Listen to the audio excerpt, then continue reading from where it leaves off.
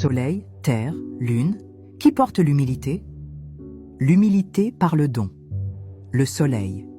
L'humilité pourrait se mesurer à la générosité absolue, au fait de donner sans attendre en retour. Sous cet angle, le soleil est le plus humble. Il éclaire et nourrit sans distinction, sans jamais exiger gratitude.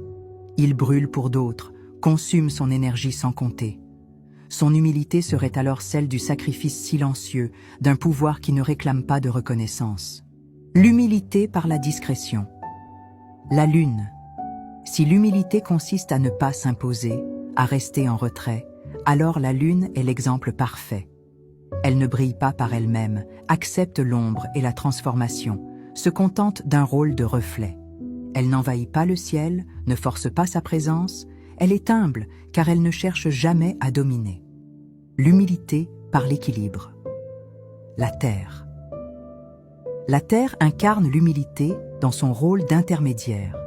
Elle ne brille ni ne domine, mais elle accueille. Elle supporte la vie sans s'en glorifier, endure les saisons, se laisse modeler par le temps et les éléments. Elle ne réclame pas d'attention, ne se met pas en avant, mais c'est elle qui permet l'existence des autres. L'humilité par la conscience de soi. L'humilité pourrait aussi être une question de conscience. Le soleil ne doute pas de lui-même, la lune subit plus qu'elle ne choisit, mais la terre connaît sa place dans l'univers. Elle sait qu'elle tourne, qu'elle dépend du soleil et influence la lune. Cette conscience de l'équilibre, cette absence d'illusion de grandeur ou d'effacement total, fait d'elle l'exemple d'une humilité lucide.